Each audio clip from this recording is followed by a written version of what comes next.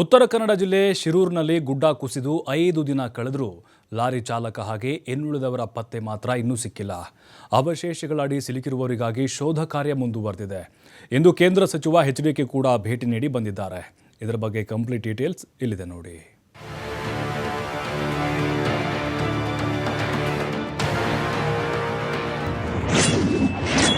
ಶಿರೂರು ಗುಡ್ಡ ಕುಸಿತ ಪ್ರಕರಣ ಮುಂದುವರೆದ ಕಾರ್ಯಾಚರಣೆ.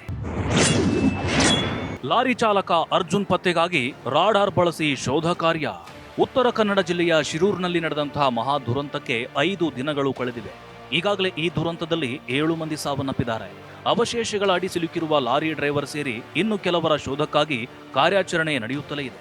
ಆದರೆ ಸಿಲುಕಿರುವವರ ರಕ್ಷಣೆ ಮಾಡುವುದು ಮಾತ್ರ ಅಸಾಧ್ಯವಾಗ್ತಾ ಇದೆ. ಅವಶೇಷಗಳನ್ನು ತೆಗೆಯುವ ಕಾರ್ಯ ನಡೆಯುತ್ತಲೇ ಇದೆ. ಲಾರಿ ಚಾಲಕ ಅರ್ಜುನ್ ಪತ್ತೆಗಾಗಿ ರಾಡಾರ್ ಬಳಸಿ ಕಾರ್ಯಾಚರಣೆ ಮಾಡಲಾಗಿದೆ. ಇನ್ನು ಕಳೆದ 4-5 ದಿನಗಳಿಂದ ರಕ್ಷಣಾ ಕಾರ್ಯಾಚರಣೆ ನಡೀತಾ ಇದ್ದು, ಈವರೆಗೂ 75% ಅವಶೇಷಗಳನ್ನು ತೆರವುಗೊಳಿಸಲಾಗಿದೆ. ಗುಡ್ಡ ಕುಸಿತದಲ್ಲಿ ಸಿಲುಕಿದ್ದ 10 ಜನರ ಪೈಕಿ 7 ಜನರ ಮೃತದೇಹವನ್ನ ಹೊರತೆಗೆಯಲಾಗಿದೆ. ಇನ್ನು 3 ಕಾರ್ಯಾಚರಣೆ ನಡೀತಾ ಇದ್ದು, ಈಗಾಗಲೇ ರಾಷ್ಟ್ರೀಯ ಹೆದ್ದಾರಿಯ ಒಂದು ಲೇನ್ನಲ್ಲಿ ಮಣ್ಣು ತೆರವುಗೊಳಿಸಲಾಗಿದೆ.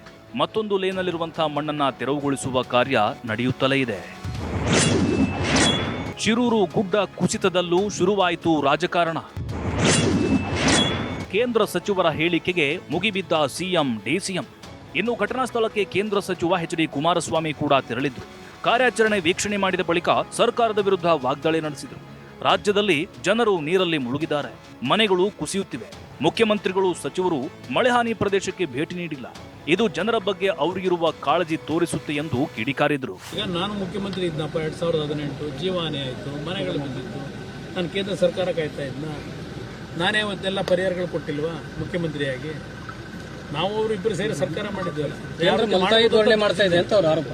ಅವ್ರಿಗೆ ಅದ್ರ ಬಿಟ್ಟರೆ ಬೇರೆ ಇನ್ನೇನು ಚರ್ಚೆ ಮಾಡಲಿಕ್ಕೆ ಅವರ ಹತ್ರ ಮಾಹಿತಿ ಇಲ್ಲ. ಎಚ್.ಡಿ.ಕೆ ಹೇಳಿಕೆಗೆ ಪ್ರತಿಕ್ರಿಯೆ ನೀಡಿದಂತಹ ಸಿಎಂ ಸಿದ್ದರಾಮಯ್ಯ, ನಾಳೆ ನಾನು ಗುಡ್ಡ ಕುಸಿದಿರುವಂತಹ ಸ್ಥಳಕ್ಕೆ ಹೋಗ್ತೀನಿ ಎಂದರು. ಡಿಸಿಎಂ ಡಿ.ಕೆ. ಶಿವಕುಮಾರ್ ಪ್ರತಿಕ್ರಿಯಿಸಿ, ಸುಮ್ಮನೆ ಹೋಗಿ ಒಂದು ವಿಸಿಟ್ ಮಾಡೋದಲ್ಲ, ಅವರು ಸೈನಿಕರೊಂದಿಗೆ ಬರಲಿ ಎಂದರು. ಅಲ್ಲದೆ ನಾವು 1 ಗಂಟೆಯಲ್ಲಿ ನಮ್ಮ ಮಿನಿಸ್ಟರ್ನ ಕಳಿಸಿದ್ವಿ, ಎಚ್.ಡಿ.ಕೆ ಬರಲಿ, ಬೇಡ ಅಂದವರು ಯಾರು ಎಂದು ಟಾಂಟ್ ನೀಡಿದ್ರು. ಹೋಗ್ಲಿ ಪಾಪ, ನಮ್ಮ ಇವರು ಹೋಗ್ತಾ ಇದ್ದಾರೆ, ನಾನೇ ನಾಳೆ ಹೋಗ್ತಾ ಇದ್ದೀನಿ. ಏನಾದ್ರು ಮಿಲಿಟರಿ ಕರ್ಕೊಬಂದು ಓಪನ್ ಮಾಡಿಸಿದ್ರೆ ಅವ್ರ ಫೀಲ್ಡ್ ಇಳಿದವ್ರೆ ಅಂತ ಹೇಳ್ಬೇಕು. ಸುಮ್ಮನೆ ಹೋಗೊಂದು ವಿಸಿಟ್ ಮಾಡಿದ ತಕ್ಷಣ ಆಗೋಯ್ತಾ? ವಿತಿನ್ 24 ಅವರ್ ಎಲ್ಲ 1 ಗಂಟೆಯಲ್ಲಿ ನಮ್ಮ ಕ್ಯಾಬಿನೆಟ್ ಇಂದ ನಮ್ಮ ಮಿನಿಸ್ಟರ್ನ ಓಡಿಸಿದೀವಿ ಅಲ್ಲಿಗೆ. ಇನ್ನು ಕಾರ್ಯಾಚರಣೆ ವೇಳೆ ಸ್ಥಳೀಯ ಶಾಸಕ ಸತೀಶ್ ಸೈಲ್ ಕೂಡ ಭೇಟಿ ನೀಡಿದ್ರು. ಈ ವೇಳೆ ಘಟನಾ ಸ್ಥಳದಲ್ಲಿ ಮಾಧ್ಯಮದವರನ್ನ ನಿರ್ಬಂಧ ಹೇರಲಾಗಿತ್ತು. ಇದನ್ನ ಪ್ರಶ್ನಿಸಿದ ಸೈಲ್ ರಕ್ಷಣಾ ತಂಡದ ವಿರುದ್ಧ ಕಿಡಿಕಾರಿದ್ರು.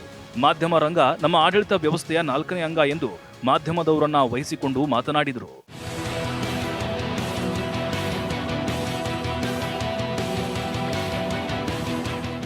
ಒಟ್ನಲ್ಲಿ ಶಿರೂರು ಗುಡ್ಡ ಕುಸಿತದಲ್ಲಿ ಸಿಲುಕಿರುವವರ ರಕ್ಷಣಾ ಕಾರ್ಯ ನಡೀತಾ ಇದೆ. ಆದರೆ ಅವಶೇಷಗಳಡಿ ಸಿಲುಕಿರುವವರ ಪತ್ತೆ ಇನ್ನೂ ಸಿಕ್ಕಿಲ್ಲ. ಇನ್ನು ಮಣ್ಣಿನಡಿ ಸಿಲುಕಿರುವವರ ಕುಟುಂಬಸ್ಥರು ಕಣ್ಣೀರಲ್ಲಿ ಕೈ ತೊಳಿತಾ ಇದ್ದಾರೆ. ಅದೆಷ್ಟು ದಿನಗಳ ಕಾಲ ಈ ಕಾರ್ಯಾಚರಣೆ ಮುಂದುವರಿಯುತ್ತೋ, ಇದಕ್ಕೆಲ್ಲ ಯಾವಾಗ ಮುಕ್ತಿ ಸಿಗುತ್ತೋ ಕಾದು ನೋಡಬೇಕಾಗಿದೆ.